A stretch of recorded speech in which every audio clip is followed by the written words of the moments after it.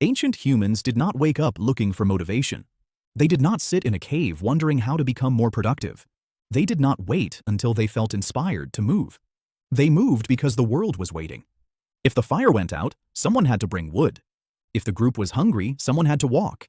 If a child cried, someone had to respond. Life did not ask, "Do you feel like it today?" It pushed. Now look at you.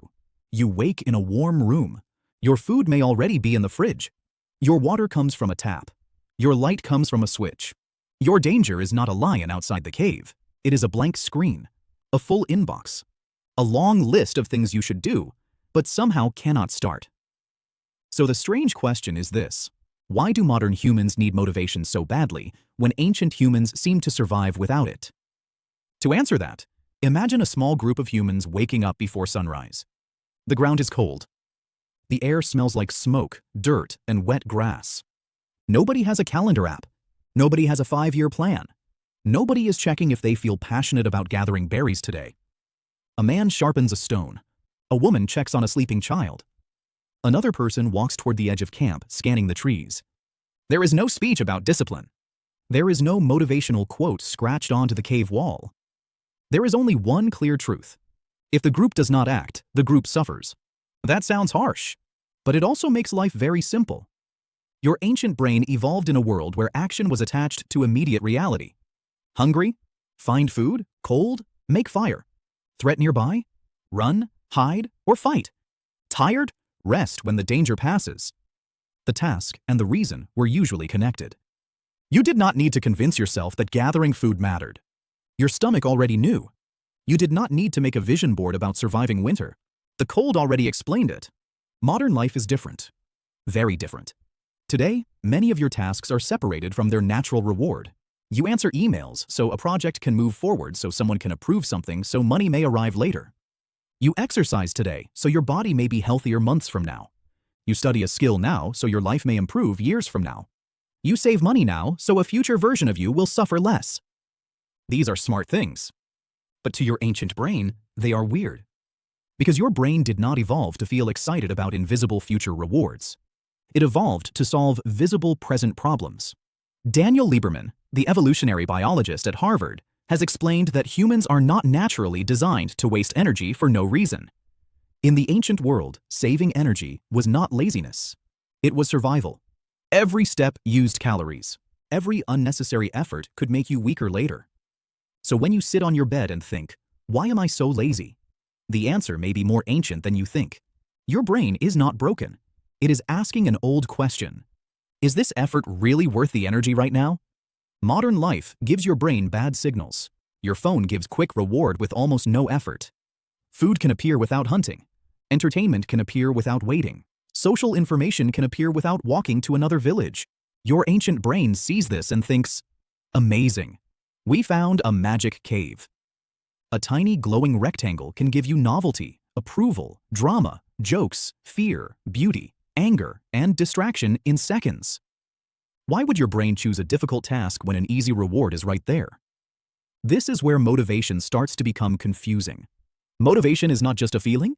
It is your brain calculating value. Is the reward clear? Is the effort worth it? Is there danger if you do nothing? Is there social pressure? Is the path obvious? Ancient life answered these questions very clearly. Modern life often does not. In a tribe, if you did nothing for too long, people noticed. If you refused to help with food, fire, shelter, or children, the group felt it. Your actions were visible. Your contribution mattered in a direct way. Robin Dunbar, known for his work on human social groups, has argued that human minds evolved inside small, socially connected communities. In that kind of world, motivation was not only inside you, it was around you. The group pulled you into action. A look from someone, a shared danger, a child watching, a fire getting low, a storm coming. You did not have to build motivation from scratch in your head. Your environment built it for you. Now compare that to a modern apartment. You can ignore your body. You can ignore your room. You can ignore your goals. You can scroll for hours, and nobody in your small tribe will immediately lose dinner because of it. The consequences still exist, but they are delayed. Your health changes slowly. Your money changes slowly. Your confidence changes slowly. Your future changes slowly. And slow consequences are hard for an ancient brain to feel. That is one of the hidden reasons modern people feel stuck. You are not facing no consequences, you are facing delayed consequences. And delayed consequences are not very motivating. A tiger is motivating. A deadline tomorrow is motivating. A toothache is motivating. But the idea that your body, mind, or future may suffer 1 year from now, that is much harder to feel in your bones. Researchers Edward Deci and Richard Ryan studied motivation through what became known as self-determination theory. Their work suggests that humans are more naturally motivated when 3 things are present: autonomy, competence, connection. In simple words, you need to feel that you have some choice, that you can improve, and that what you do connects to something meaningful. Ancient life gave these things in a rough but powerful way. You had a role. You learned by doing. You saw your contribution matter. You were connected to people who depended on you. Modern life can remove all 3. You may feel like you have no choice because bills decide your day. You may feel incompetent because every skill online is compared to someone better. You may feel disconnected because your work is abstract, your community is thin, and your effort disappears into a screen. Then people tell you to be more motivated. But maybe motivation is not the real problem. Maybe the environment is poorly designed for a human brain. Look at exercise. Ancient humans moved constantly, but they probably did not think of it as exercise. They walked to find food. They carried things. They climbed. They squatted. They ran when needed. Movement was tied to life. Today, movement is often separated from purpose. You drive to a gym. You walk on a machine that goes nowhere. You lift heavy objects just to put them back down. This can be healthy. But to an ancient brain, it looks a little ridiculous. Herman Pontzer, who studied energy expenditure among the Hadza hunter-gatherers in Tanzania, found that traditional lifestyles involve far more physical activity than many modern ones.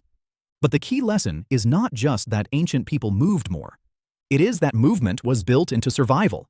They did not need to motivate themselves to hit 10,000 steps. Their life made the steps happen. This is why modern motivation feels so exhausting. You are trying to create with willpower what your environment used to create automatically. You have to choose to move, choose to focus, choose to sleep, choose not to touch the glowing rectangle. Again and again and again. No wonder you feel tired. You are not just doing tasks. You are fighting an environment that is constantly offering easier options. And the easier options are not random. They are designed. B.F. Skinner showed through his work on behavior and reinforcement that rewards can shape action powerfully. Modern apps, games, and platforms use reward patterns that keep your brain checking.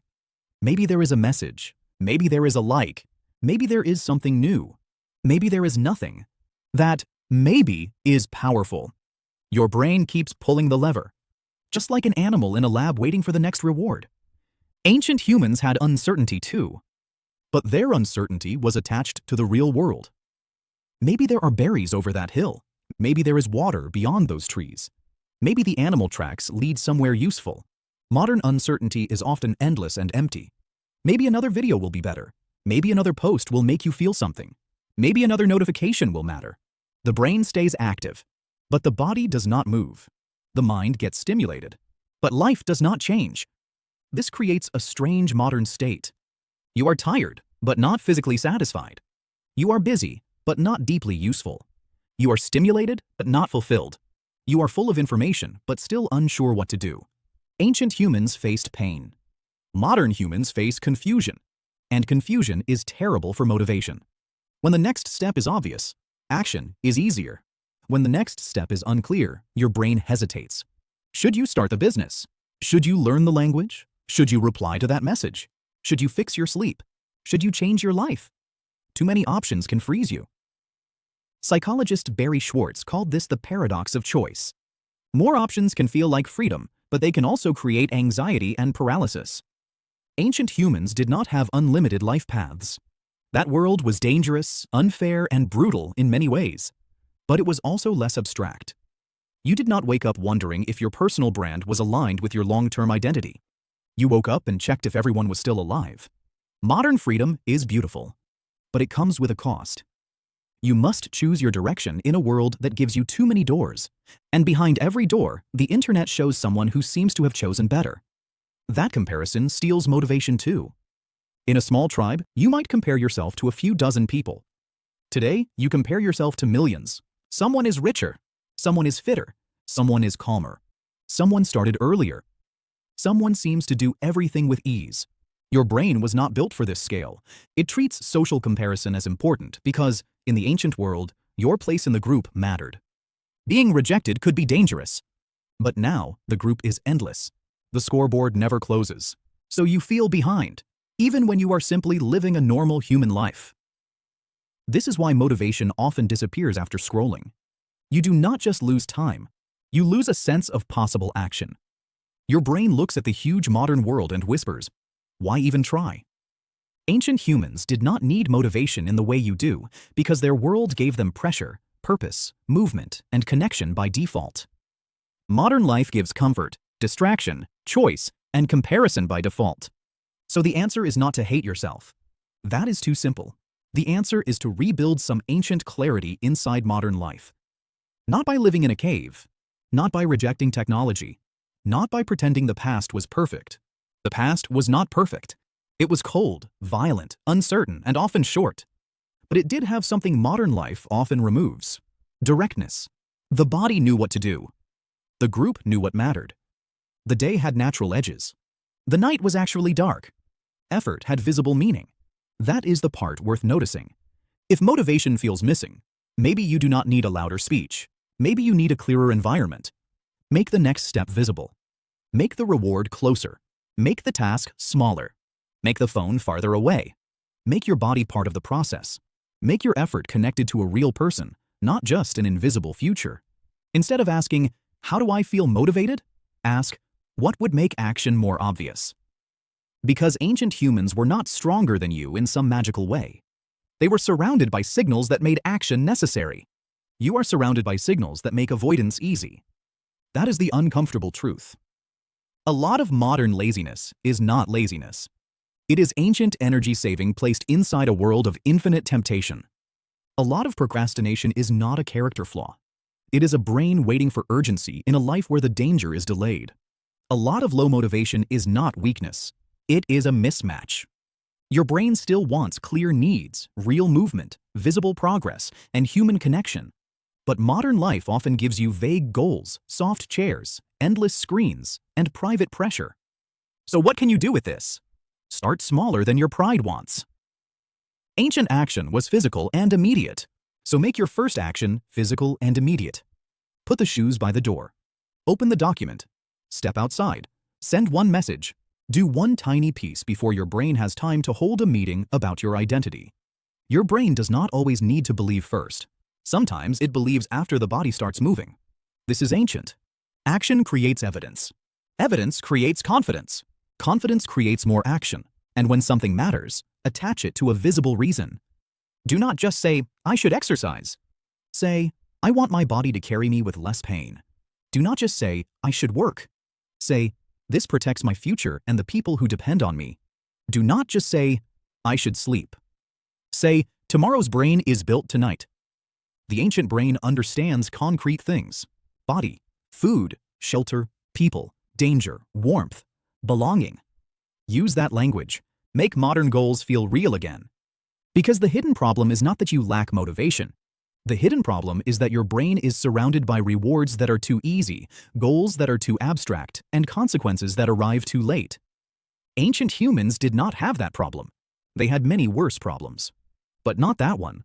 So the next time you feel unmotivated, do not immediately call yourself lazy. Pause. Look around. What is your environment asking your brain to do? Is it asking you to focus or asking you to click? Is it asking you to move or asking you to sit? Is it asking you to connect or asking you to compare? Is it making effort meaningful or making escape effortless?